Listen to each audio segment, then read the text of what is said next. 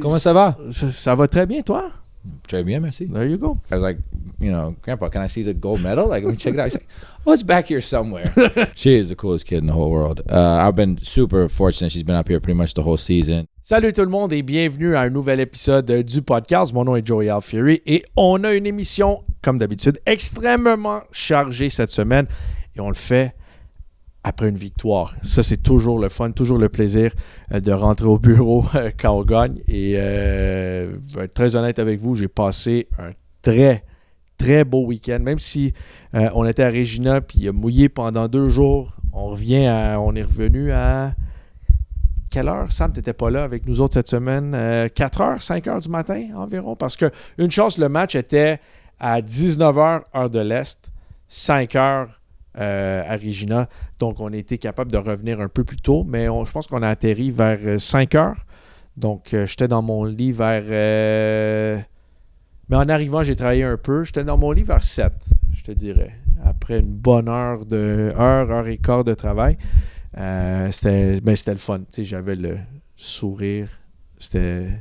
Ma femme est vraiment contente. Ma femme, c'est pas une fan de football. Mais quand les Alouettes gagnent, elle est contente pour moi, mais elle est contente aussi parce que je suis toujours de meilleure humeur quand les Alouettes gagnent. Donc c'est parfait. Donc, c'est ça, émission chargée. Notre invité cette semaine, c'est le joueur de la semaine dans la Ligue canadienne de football, Monsieur McLeod Bethel-Thompson. Là, Sam est un peu nerveux. Là. Sam est nerveux. Passé Davis Alexander en entrevue, blessé le match d'après. Passé Caleb Evans en entrevue, blessé le match d'après. James Morgan, pas blessé. Encore en santé.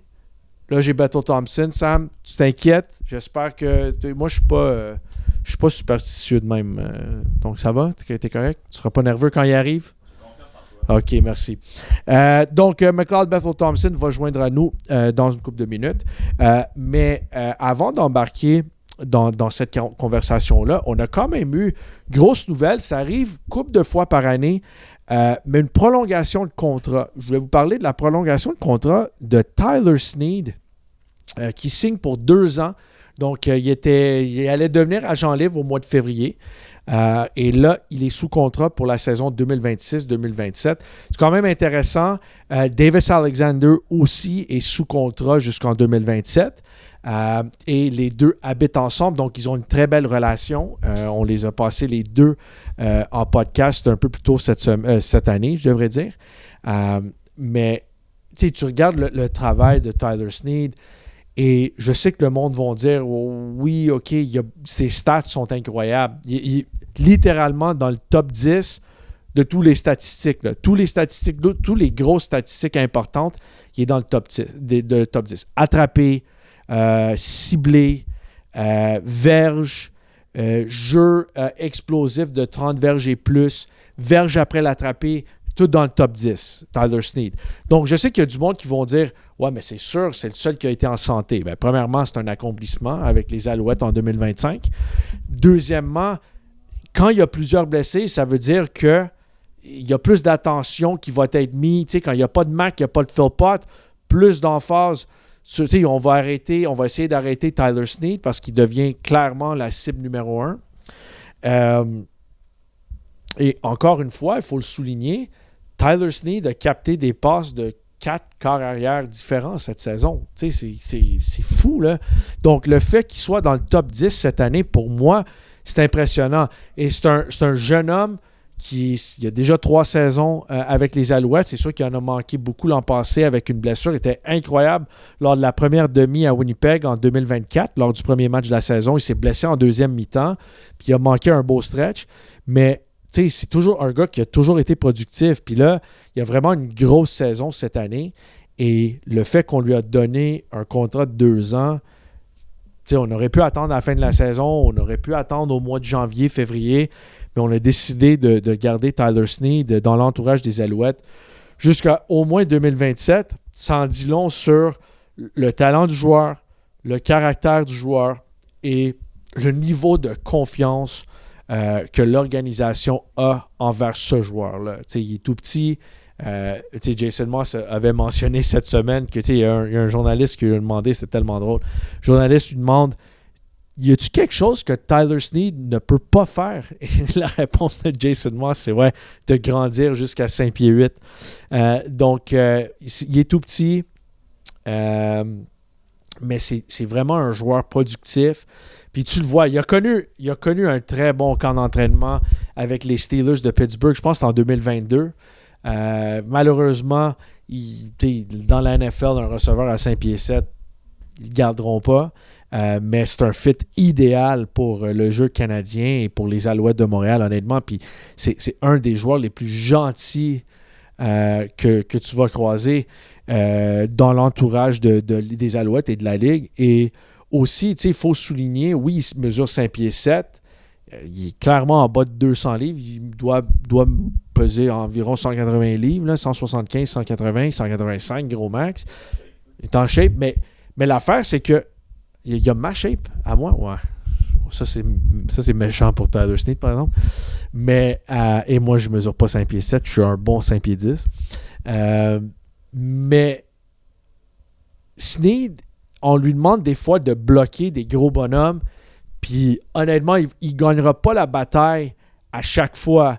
Mais il va donner un effort, un gros effort à chaque fois. Même si, des fois, j'ai déjà vu bloquer des gars de 6 pieds 2, 235, 240 livres. Là. Donc, le fait que Tyler Snead, 172, okay. Ben, je pense qu'il va dire qu'il c'est plus. Là. Il est rendu plus lourd. Ça, c'est sur le site de la Ligue canadienne, c'est ça? Ouais, je pense qu'il est rendu à 180. Mais, c'est ça. Donc, pour Snead, c'est un gars, j'ai beaucoup de respect pour ce joueur-là parce que, premièrement, il réussit des gros jeux, des gros attrapés, même quand la défensive met le focus sur lui. Deuxièmement, il prend des gros coups. Il n'hésite pas. C'est un gars qui est prêt à bloquer, il est prêt à tout faire pour gagner. Et évidemment, il a gagné la Coupe Grey lors de sa première saison. Donc, j'aime beaucoup ce move-là. Je pense que c'est logique. Puis encore une fois, 25 ans, pas vraiment subi de grosses blessures. Il y avait une blessure au pied l'an passé, mais c'est rien de majeur. Donc, tu sais, le fait que son âge, sa chimie avec Davis Alexander, sa relation avec Davis Alexander, moi, je pense que c'est tous des points positifs. Puis c'est tout c'est un bon ambassadeur des Alouettes de Montréal aussi. Donc, gros contrat pour Tyler Snead. Et c'est sûr que cette semaine ou la semaine passée, je devrais dire, c'était grosse performance de Tyson Philpott. Mais il y a eu des matchs cette année où c'était, des fois c'est Philpott, des fois c'est Mac, des fois c'est Rambo, des fois c'est Speaker. Mais souvent cette année, ça a été des gros matchs de Tyler Snead. Donc, félicitations aux Alouettes et à Tyler Snead pour la prolongation de contrat de 2 ans. Pour le joueur étoile des Alouettes. OK. Quand on revient après la pause, on a le quart-arrière partant des Alouettes encore cette semaine, McLeod Bethel-Thompson. À bientôt.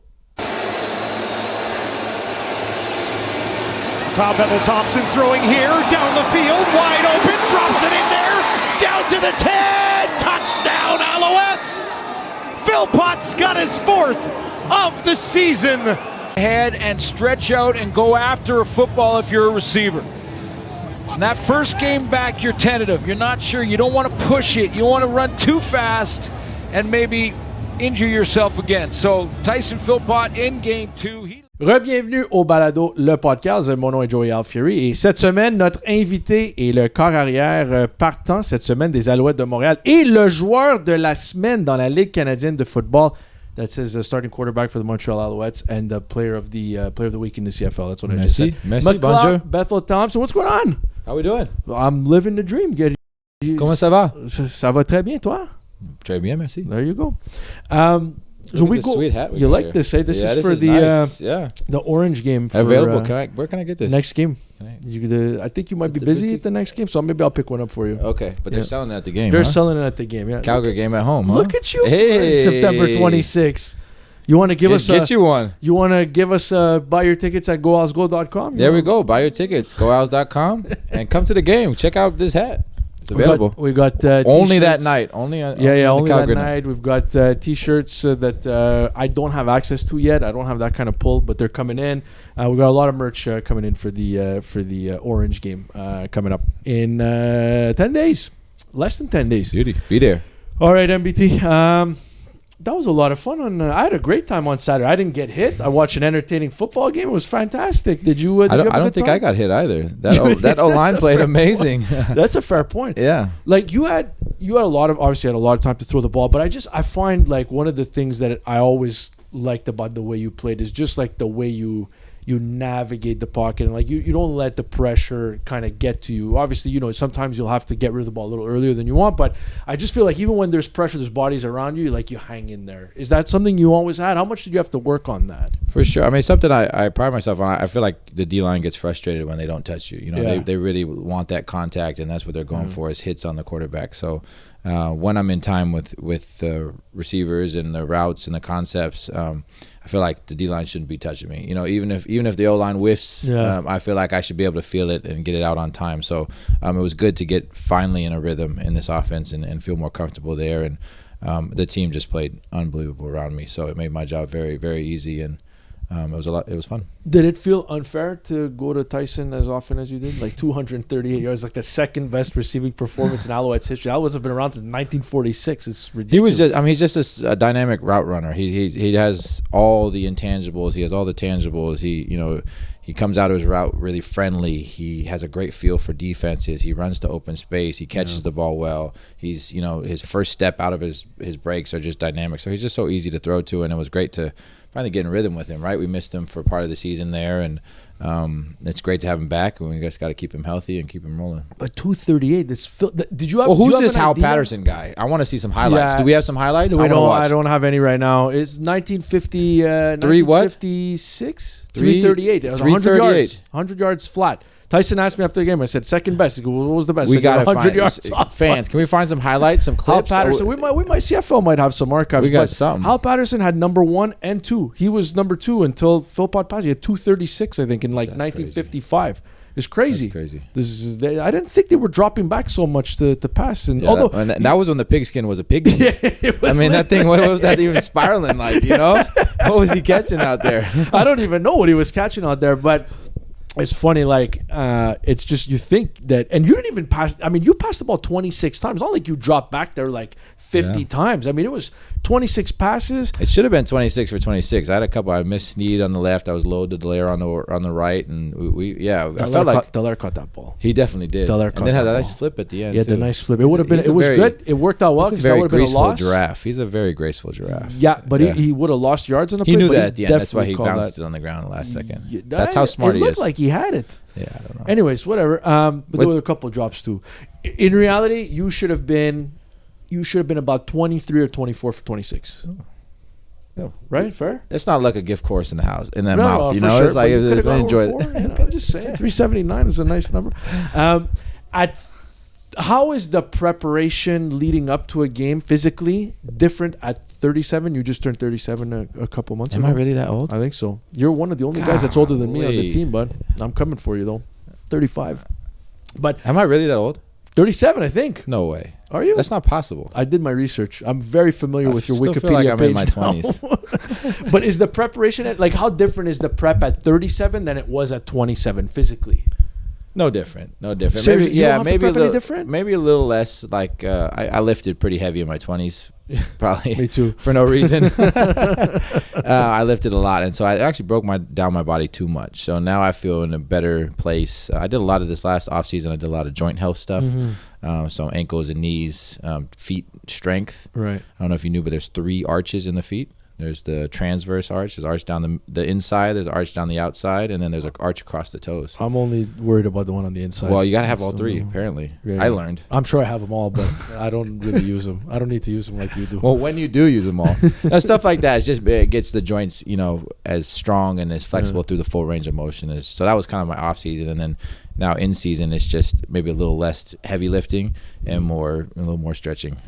But in terms of the prep on the field, it's the same, and I feel good. Because goalies in hockey, there's a lot of goalies in hockey, once they get closer to 40, they're the process to get ready to play, it's 2 hours of stretching. Or you don't have anything crazy like that, do you? I will say that the warm up is as long as the workout now. Really? You know, it's been creeping up. You know, you're young, you just jump in and just go for it. Yeah. And now it's creeping up where it's like the warm up is pretty much as long as the workload is. So yeah, I found that out the hard way in my slow pitch softball season, man. If I don't, there's times where. Are you a lefty, righty? Righty. What position? Shortstop.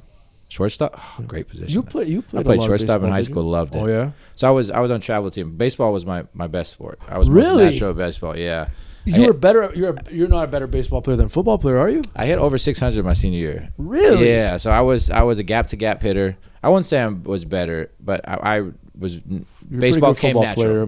Baseball came natural to me, and they always tried to make me pitch, but they never taught me how to pitch.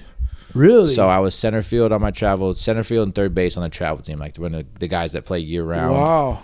And I just couldn't, but I was 13, 14. They wanted me to commit to year round. And I was like, man, I love these other sports. So I couldn't, I would go on and off and play other sports. And then in high school, I played shortstop, which was just so much fun. Yeah, it's fun.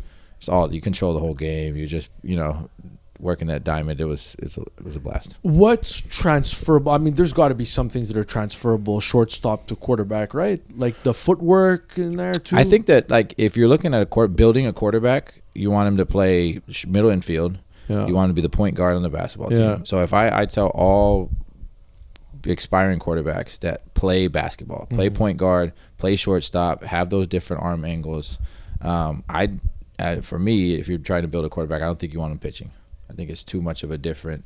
I think people make that connection just because you're throwing, but it's not the same. Yeah, it's not the different same motion, and the wear and tear on the elbow is just not good. So I think that middle infield. So maybe you had a quarterback. You could have been. I don't like getting hit. What could have been? If I could wear the red practice then play jersey, for this O-line because I didn't get touched last game. Fair. I don't have. What's the furthest you ever thrown the ball? In high school, I was putting out mid-70s. Really? Yeah, I was launching it in high school. I think 74 I touched in high school. Yeah. And pro, like how far do you think you can throw it now if you had to air out a Hail Mary? That's a good question. Mid-60s. Oh, yeah? Yeah, mid-60s. I think I'm touching. How far do you think I can throw it? Yeah, 6. Teen. But did I read right? Was your grandfather an Olympic shot? Like, so you're born to throw. He's a shot put. My right? grandfather's a great start. Wilbur Moose Thompson. They called him Moose because he grew to be like 6'1". By the time he was like 11 or 12, he was his full height. So they thought he was going to be like 6'8", right? Goodness.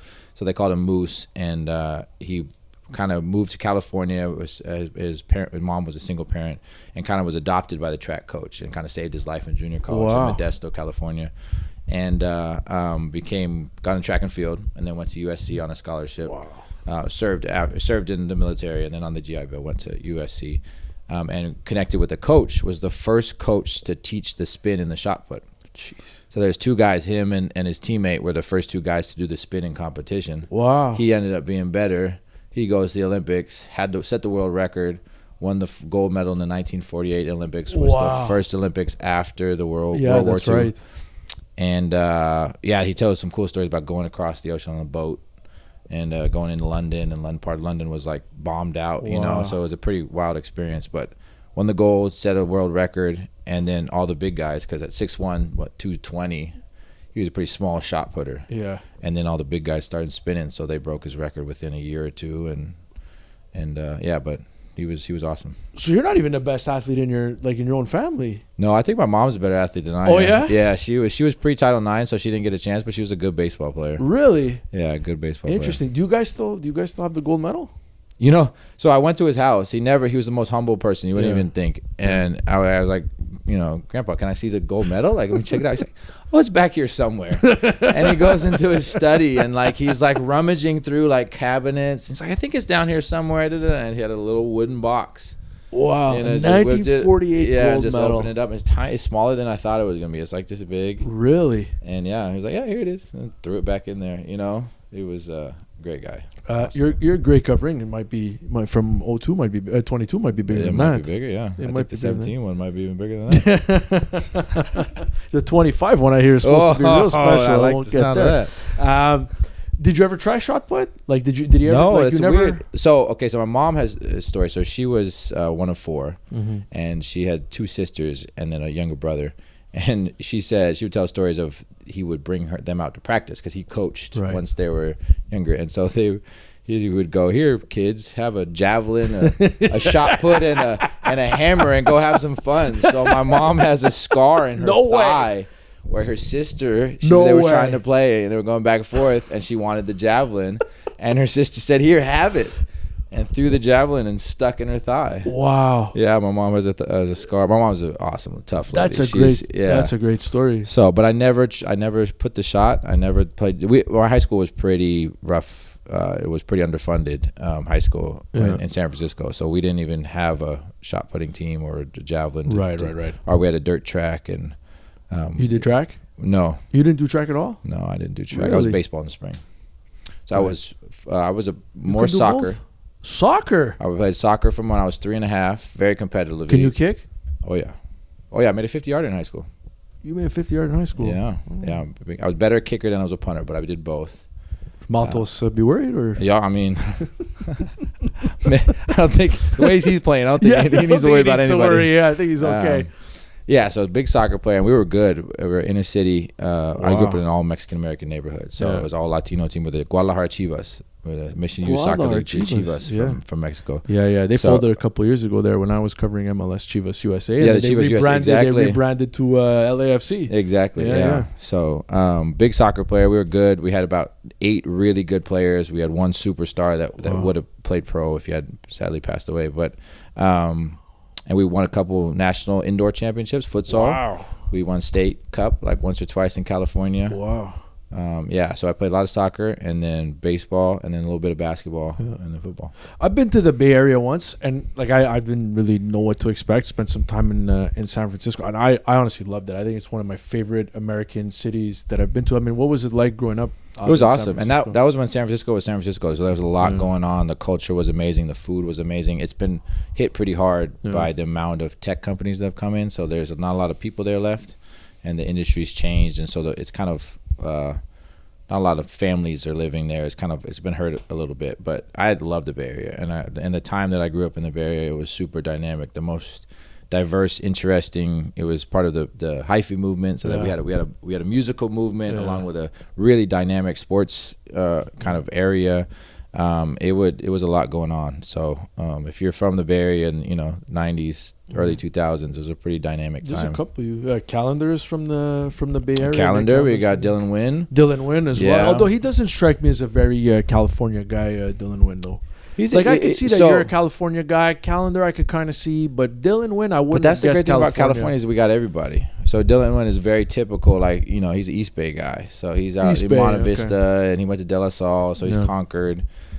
That's the Bay Area's got everybody. Yeah, everybody in the Bay Area is just You guys also have the very jealous of the Ghirardelli chocolate factory out there. I don't know if you've done that. Have you been there? Oh yeah, the Ghirardelli Square. Yeah, with there's the whole complex down there. Beautiful complex. I ate my weight in chocolate out there. There used to be. So before climate change, I don't know if we conspiracies or not, whatever you want to say. Keep going. This fun. We'll gloss over this part. Yeah. It used to get really cold in San Francisco. Now it's not so cold. So it used to be like the fog would come in and it would be sunny in about 3 or 4 o'clock, and then by 6 o'clock it would be ice cold, like freezing cold. Yeah. So right on Ghirardelli Square, they were selling all those sweatshirts, and they were just breaking in the money and hot chocolate. Yeah. But you had to buy a sweatshirt and you had to get hot chocolate, and you're hitting you over for about $100. Yeah, no kidding. And that's how San Francisco was built, right there. Right there. There's nothing wrong with that. Were you a big? Did you watch any Full House growing up? A little bit of Full House, a little bit of Full House. I know I've been by those houses right there. Yeah, that's a little bit on the other. That's what's that? The Lady Finger. That's the nice. What are they called? What's that area called? The Painted Ladies. Painted Ladies. Yeah, Painted Ladies. So it's right by.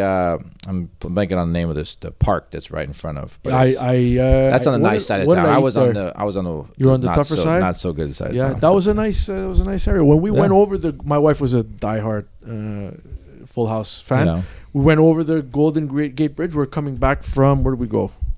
Where we go? Napa? Does that make sense? Yeah. Wine country. Went to California wines. Yeah, came back. I bought. It was a rookie mistake, but we bought the most stunning bottle opener that you've ever seen in your life. Taken from you. Only to realize that you couldn't bring it. We didn't have any luggage. Like, we only had carry-on. We were there for a couple of days, and they kept it. They kept it. What do they do with all that stuff? I don't know. They must keep it. They have to keep it. Yeah, they must keep it. Or is there like a black market? Or I mean, What's there's going a lot on? Of I hear there's a lot of things that are going on Facebook Marketplace, man. Yeah, Some exactly. crazy Popping things up. going on there, Sure, yeah. someone's making some money. Somewhere. TSA. Not me. Yeah. But somebody's making some money. But no, my wife was very emotional going over the Golden Gate Bridge because of Full House. Yeah? She loved that, yeah. Yeah. So you weren't a big, I mean, it was... I've watched it. I've watched it. Yeah, It wasn't yeah. my favorite. Yeah, yeah. I was a Friday afternoon on Fridays. I got to watch Beast Wars. No, So no one Beast even knows Wars, what Beast guys. Wars Yeah, is. I've no, even sure. talked to people that are my same age and from the same area. They're like, "What is that?" It was like a Transformers type of thing, but they were all Right. animals. They transformed in Really? it. And then I was Bill Nye the Science Guy. Yeah, Bill Nye, yeah. A little bit. I watched. But Friday night, like when you were a little bit old, like you only have 2 years on me. Like what was it called, that Friday night lineup there? Was it Boy Meets World and all Boy that Meets stuff? World. You watched Okay, all that I had stuff? a big crush on Topanga. Yeah, I mean, who I'm sure. didn't? Who Yeah. didn't? I drove through Topanga Canyon on that same trip in LA. Yeah, we did all that. Yeah. It was fun. You guys a have a good lot going on in California. California's a big state. You go top to bottom, it's about 8-10 hours. So it's Yeah, I big- regret it's it. long. We didn't have time to drive. We weren't there so long, but people said like the drive The from Redwoods. LA. Oh, LA to San Fran is a beautiful drive. up the coast. That's Yeah. a good one too. And then people forget that San Francisco is in the middle of the state, Yeah. and there's a whole northern California above that, and there's redwoods, and it's beautiful. Saw Rosie O'Donnell in Napa Valley. I didn't say hi. Yeah, we're gonna have to axe that one out too. Isn't Rosie O'Donnell like controversial now? I No? just said I saw her. I didn't. Oh, okay. I'm not supporting any big movements. You're trying to get me in trouble. I don't even know what's going on. I'm gonna make the smooth segue to you're a big family guy. Like you're a family man. Like I find it amazing that your daughter's around a lot. Just can you walk me through that relationship? Like she's in the locker room, like she's high-fiving people, like she's great after the games. She's been on the post-game show on Facebook Live. Like she's the coolest kid I've ever seen. She is the coolest kid in the whole world. I've been super fortunate. She's been up here pretty much the whole season, and she's really comfortable in the facility. She's coming by here in about 15 minutes. Yeah. So, and she's shy at the first couple moments, and then she opens up and just has a blast. And I'm so thankful for this organization, this team, the training staff, my teammates. They've just accepted her so much, and she absolutely loves it. Every day she asks, "Can we go to the facility? Can we go to the facility?" Yeah, she loves it. She gets on the treadmill. She plays games. She has, she makes guys clean up their locker, and I'm so grateful, and I think it's just life lessons, and she'll learn things that you can't learn anywhere else. It's cool, man. Like I have a 2-year-old. Like, did fatherhood change you in a way that you didn't think? Like, is there something that kind of hit you like by surprise? Because I've always been like an emotional guy. Like I was always a crier. Like I would never, anything sensitive, like it'll get to me. So it's not like it made me more emotional, but I don't know. Like I'm aware of things. I think my sense of purpose kind of tapped in. Yeah? It's like, I'm a pretty type A, like constantly getting things done. And then being around her, it's like we're at a park and, she'll look up at a tree and be like, "Dad, check out this tree." And I'm like, yeah, let's check out this tree. And it actually makes you stop and, appreciate the little things and look at the tree. Yesterday, we made a sandcastle in the sand right over here on Ruhorschlager. And there's a great park there. And we made the sandcastle for, 35 minutes. Oh, yeah?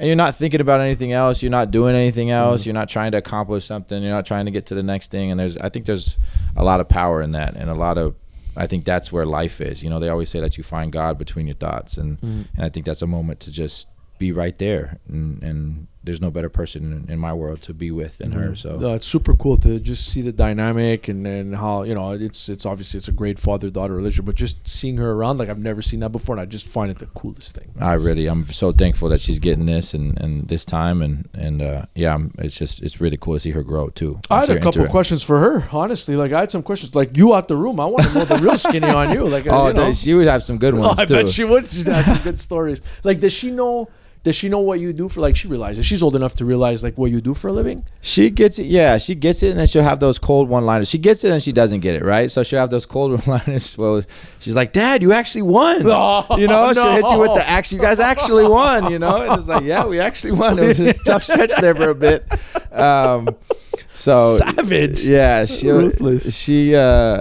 She kind of understands and she kind of doesn't. She's on the verge where she doesn't quite get the magnitude of it, but she gets like, did we win or lose? And this is, my job, and these are my teammates, and this is my workplace. And I think she's picking up more than I even think is possible. She's so much of a sponge. She's 4.5 right now, Yeah. so she's picking up language and ideas in a really cool way. You have to wait till she starts talking bad about you in French. That's gonna get it. So we play for a while. We played a card game called War, where you just half the deck and you flip it over, and it was 1, 2, 3 shoot, and now it's 1, 2, 3, 4. Oh, really? So she calls it out every single time, and we're flipping. So she's picking up French definitely faster than I am. So. Yeah. So when she starts, under her breath, it's dangerous. Was it important to you to play, until she understood it? Because not everybody gets that luxury, right? Was that, or is that just kind of the way it happened for you? It's the way it happened. My career has been so bizarre. In so many different ways, hanging on like a loose tooth in a bar fight often, and then thriving at other times, and it's just been up and down. So I've really been taking it year by year these last couple of years, and I'm grateful that she for this year, and that she's kind of have a concept of it, an idea, and I think it'll continue to be year to year. So it wasn't a plan, but I'm happy that it's happening. You keep in touch with Chad Kelly at all? I haven't talked with Chad in a while. Every time we play, I'll say hello to him, but.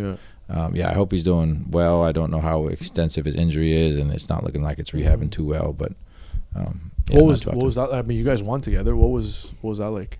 That was we built a bond. I had to build trust. Like any team or any position, especially in the quarterback room, is also dynamic because we're working with each other and we're competing with each other at the same time too. So we did a lot of bonding where I try to convince them I got your back. I'm not one of those guys that's like rooting against you when you're in. I have enough confidence and been through enough stuff where I know when I can play what I can do, and when it's someone else's turn to play, I'm all in. Right. So that took a while to build, and obviously it's been easier and better here. Our QB room is pretty dynamic. It's pretty awesome here, and so it's a lot of you. Yeah, there's a lot of you guys. We keep adding more. We keep adding more good ones. Yeah. So it's really cool, and to build a strong room, and I'm grateful for the squad we got here. Last one for you. The Alouettes will win on Friday night if. Oh, yeah. If we protect the ball and we get turnovers, it's all about the turnover ratio. So we got to protect the ball on offense, put up some points, and the defense got to get some turnovers. So the turnover ratio, we got to win the turnover battle. You're good, man. Thanks for doing this. I told you 15 minutes is 22, so I owe you some. That's on me. I talk too much. No, it's great. This was awesome. Appreciate you, man. Thank you. On revient dans une couple d'instants avec plus d'analyse avant le match Argonauts Alouettes vendredi soir à 19h. Is it the kind of performance you were looking for, to bring with you when you signed, when you got traded here, and you were confirmed as, the heir apparent when Alexander fell? And is it the kind? I mean, you're not expecting 280 yards every week, but is it the kind of game you were hoping to show? Yeah, for sure. It was good to see this whole offense come back, and then for the 5 weeks that we've been going through it, and everyone's been working so hard. It was a collective effort, and the team around me made it easy. I was just riding their shoulders, but absolutely, it felt good to be a part of that victory and get this team back on track and stacking them up. Right, one doesn't mean anything if you're not growing, and that's what we do. We put the work in to grow to be the best team at the end of the season. So just one step in the right direction. Bienvenue au PodcAls. Mon nom est Joey Alfieri. Je suis avec mon producteur. C'est vraiment mon boss, Sam Boulay-Grimard. Qui est la vedette du podcast. Et donc, merci beaucoup, Sam, pour tout ton travail. C'est toujours apprécié. OK, on a l'affrontement Argonauts Alouettes ce vendredi au BMO Field. Écoute, un match qui est extrêmement important. Les Alouettes ont une avance de 2 points sur les Argonauts dans le classement. Là, la bonne nouvelle, c'est que les Alouettes ont gagné la série tête-à-tête déjà. Ils ont remporté le premier match de la saison et le fameux match, le toucher gagnant de Davis Alexander, quand il s'est blessé de nouveau. Donc, même si les Argonauts gagnent ce match-là, ils n'ont pas la série tête-à-tête. Ce qui veut dire que si les Argonauts gagnent, ils sont à égalité pour la deuxième place avec les Alouettes, mais les Alouettes détiennent l'avantage, le tiebreaker, le bris d'égalité, je devrais dire. Comme on dit en bon québécois, ça appartient aux Alouettes. Donc, clairement, on ne veut pas perdre ce match-là.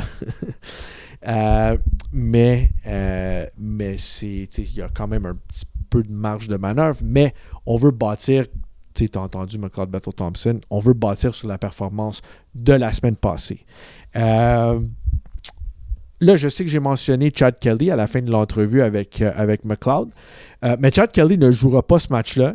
Nick Arbuckle s'est blessé la semaine passée lors du match contre les Elks d'Edmonton, ce qui veut dire que c'est Jared Daigie qui a 4 matchs d'expérience en tant que partant dans la Ligue canadienne de football avec les Elks en 2023, mais il n'a pas été partant depuis ce temps-là.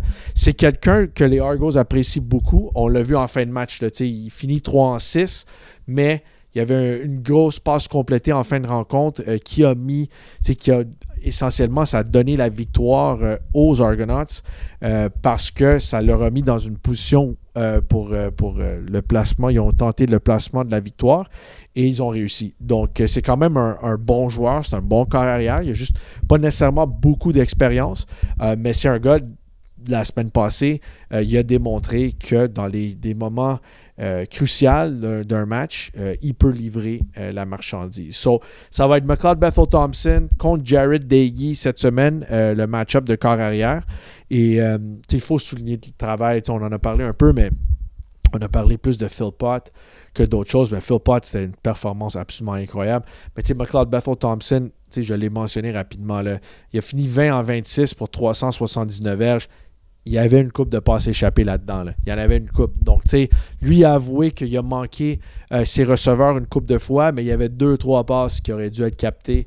Donc, tu regardes, McLeod, 23, ça aurait pu être 23 ou 24 en 26 pour une autre vingtaine, trentaine, quarantaine de verges. Là, à 3,79 plus 30, mettons, on va dire, c'est plus que 400 verges par la passe la semaine passée. Donc, il a fini à 3,79. C'était vraiment clairement sa meilleure performance en tant que quart des Alouettes. Mais remarque qu'à Calgary, c'était bon aussi. Quand les Alouettes ont battu les Stampeders à Calgary, puis si vous avez vu le speech, le discours du coach après la rencontre, Jason Moss l'a mentionné, puis j'y ai pensé aussi. On est allé à Calgary affronter l'équipe du moment dans la Ligue canadienne de football. C'était la meilleure équipe ou l'équipe avec la meilleure fiche. On est allé à Calgary avec Bethel-Thompson. Il a joué un bon match. On a gagné ce match-là. Là, les Riders ont la meilleure fiche. On va sur la route jouer contre les Rough Riders à Saskatchewan. McLeod Bethel-Thompson nous mène à la victoire.